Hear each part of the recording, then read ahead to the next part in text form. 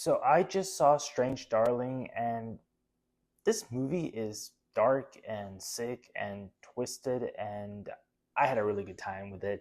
It is kind of hard to go into detail about what this film is about without giving away spoilers, so I'm not going to, because the surprises are really part of what makes this experience so fun. But if psychological horror, dark movies are your thing, then go into this one blind, and you are bound to have a really good time. Now, what I can talk about are the performances, particularly Willa Fitzgerald, who leads the film and absolutely crushes it. I am very serious when I say that her agent needs to send this film out to every big studio because it is a fantastic showcase of her range and charisma. She is really magnetic, and I think that this role proves that she is a talent to watch. Kyle Gallner is also in this movie, and he delivers a really good foil to her character. But at the end of the day, it really is Willa Fitzgerald's movie through and through.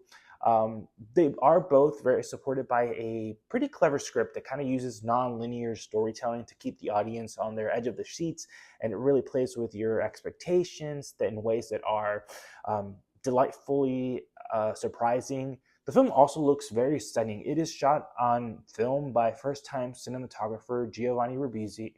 Um, and yes, that Giovanni, the one from Avatar and Phoebe's brother on Friends. His work behind the camera really adds a gritty texture to this movie that really enhances all of the unsettling nature of it. Um, Now I am going to be entering spoiler territory here, so just fair warning. But the big twist in Strange Darling is that Willa's character turns out to be the serial killer and not the final girl that we all thought she would be. And I think that this subversion plays on the audience's assumption, and for the most part, it works really well. It challenges the way that women are often underestimated, but there is some potential to send the wrong message, implying that women can't be trusted and they're out to get men.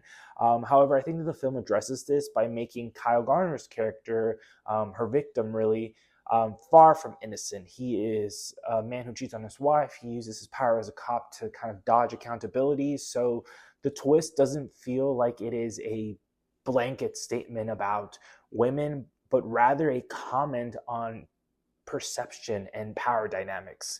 Overall, I think that this movie is incredibly stylish, and while I do think that the script could have used a little bit more tightening, especially around its messaging, I do think that it serves as an impressive calling card movie for everyone involved, including Magenta Light Studios, which is a relatively new player in the distribution game, but they're doing a good job so far, so good for them. However, the biggest takeaway of this film, by and far, is that Hollywood, you need to cast Willa Fitzgerald in more things because she is a star.